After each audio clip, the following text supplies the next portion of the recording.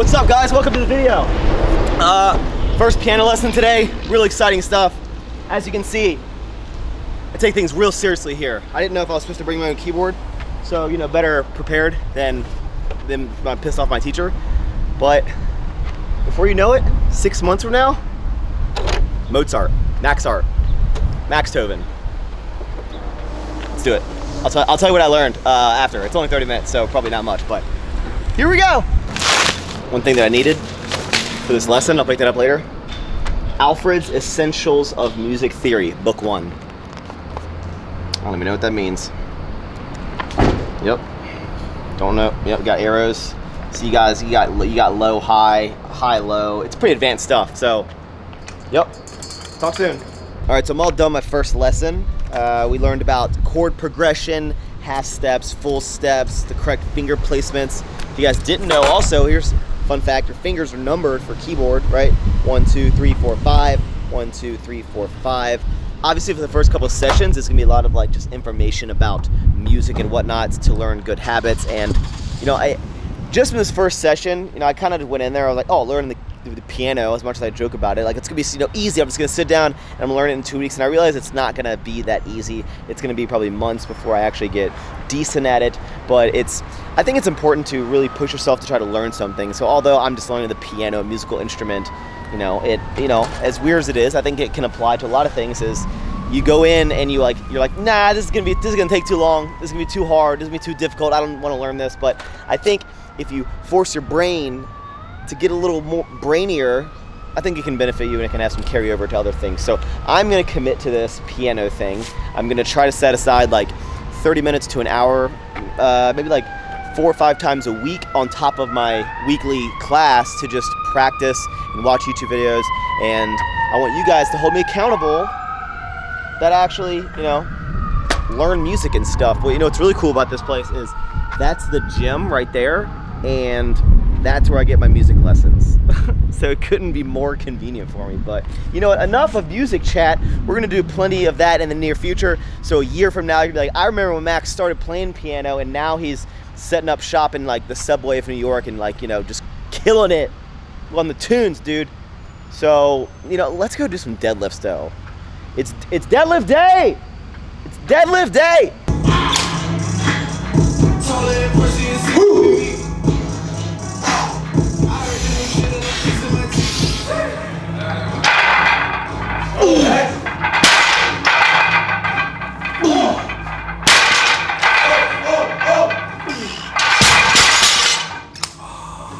Alright, so you guys enjoyed the commentary so much in the last lifting video that we're going to hit you with some commentary again for this 10 sets of 3 of 520 pounds. Now, I have done, I want to say about 510 or 515 for about 8 doubles, but this is definitely the most volume for deadlifts that I probably have ever done, unless I can't remember.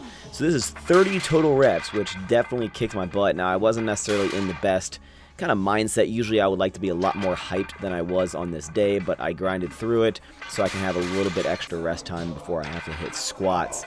Now, the thing with conventional deadlift is, you know, obviously I switched because people were saying sumo is easier, and I do not necessarily agree with that, but there is something that I'd like to tell you, that after this powerlifting meet, I think I'm actually going to switch back to the dark side, to sumo. And the main reason for that is, as you'll notice, you know, my form has never been the best, and with conventional, doing these triples and whatnot, it's just like my form breaks down so much, and I do not feel as tight in the movement as I did with sumo. So because of that, and because not only does it feel better for me to do sumo, is I feel safer doing sumo. I mean, you can just tell I'm like, lots of things are rounding. I don't want to get into that too much, but I'm just not satisfied with how my body feels while I'm doing conventional, especially when I get into rep work of like 3+. So after the meet, hopefully we hit a PR. I'm targeting around 625 or 630 pounds, which is 284 kilograms. So once we hit that, not if, when, we're going to kick ass, dude.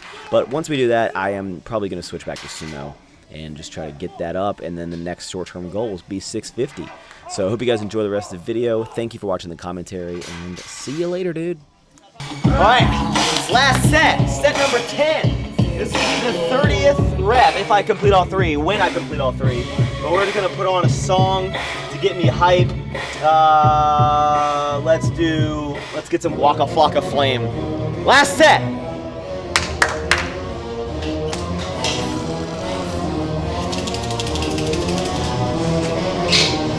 Go, Max.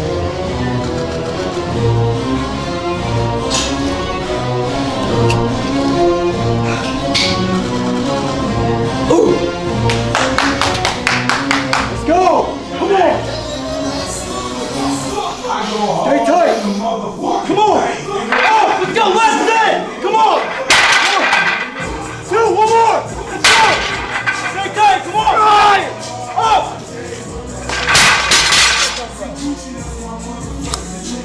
Deadlifts used to be like my favorite exercise. They're still my favorite exercise, but they are just a, I'm not gonna try to curse less my channel. They're a pain in my rear end now, but we're 4 weeks into this training. It's only gonna get heavier. But that's when you gotta dig deep, get that mental strength going.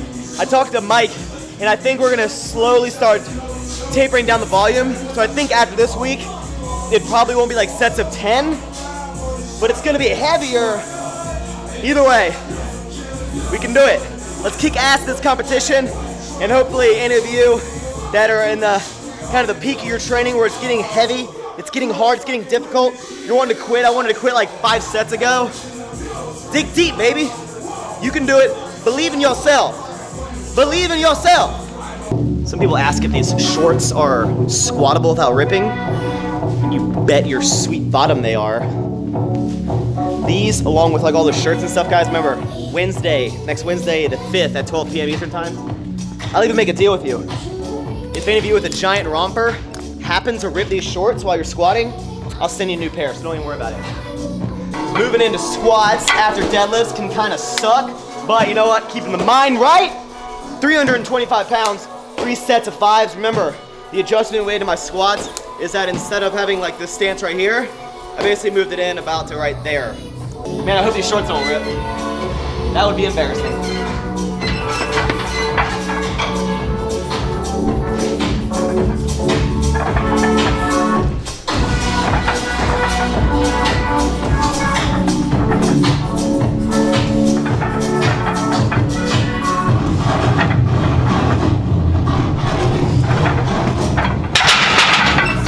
You wanna know why they don't rip? Because they have a little bit of stretch in them. Someone asked, I've had a couple people ask, like, Max, does it have 4-way stretch like Lululemon? I don't know how many directions of stretch. It's got all the stretch. It's got 10 direction stretch. I know the question's gonna come of what was I sniffing? Sometimes it's this, sometimes it's this. What these are, it's ammonia, okay? So these are ammonia tablets, and this is like chunks of ammonia. It's called nose torque. So inside is just, like you sniff it, and what it basically does is it just wakes you up, kind of alerts the senses, and it can help on your like top set if you need to get your mind right. It's not gonna be like a magic sniffy thing, but I'll put a link in Amazon to where I buy this stuff down below. It's really, really cheap, and just don't like put your nose right here and be like, because you'll be like, ah, you'll probably start bleeding out of your eyes. But it can be an effective tool to give you that little extra bump in your lifts.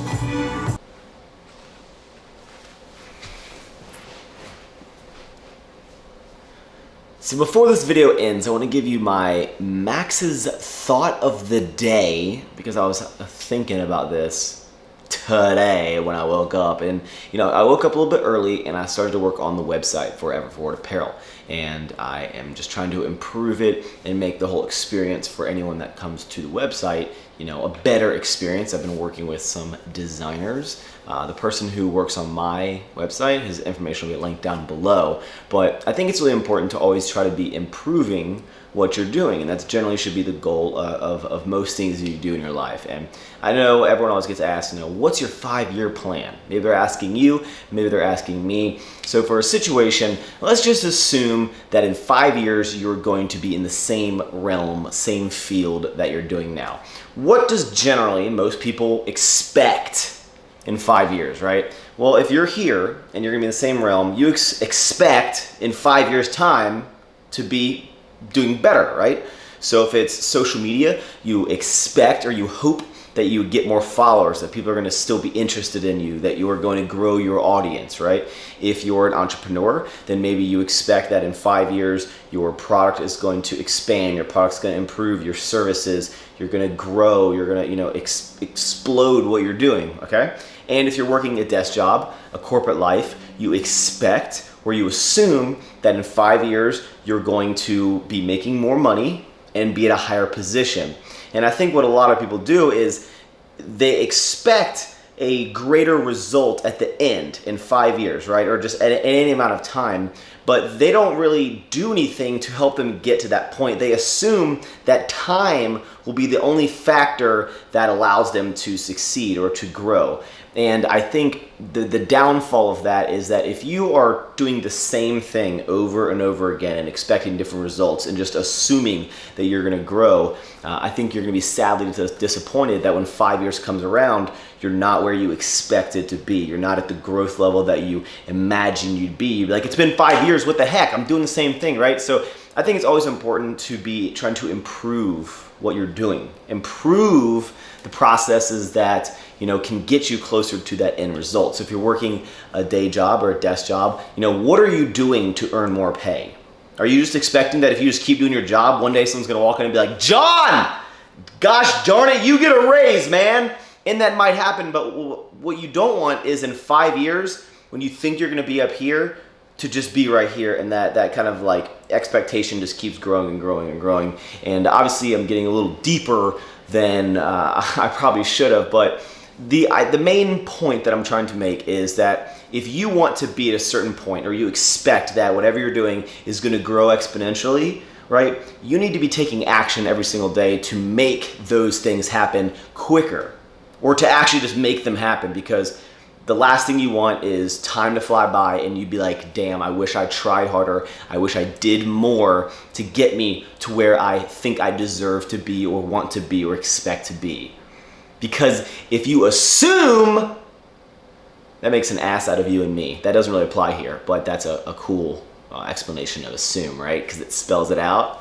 Ass you, me. No, we're not. No asses. No one's asses here. But I hope you guys understood what I was saying. I hope you enjoyed this video. Leave a comment down below of your thoughts. Leave a comment down below of what you have done this week to better the field that you are in.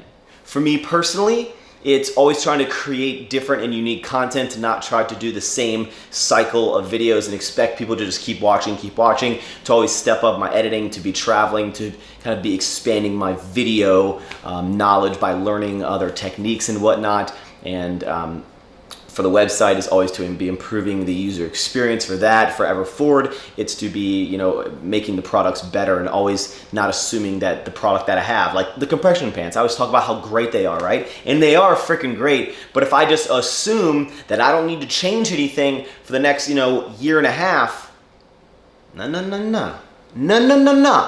Always be thinking, always be improving. Leave a comment down below of what you have done this week to help you get closer to where you want to be. Thank you for watching. Hit the thumbs up button. Sorry for getting super deep. Motivational Max is gone. He won't be back for at least a week now. Thank you. Thanks. Ever forward.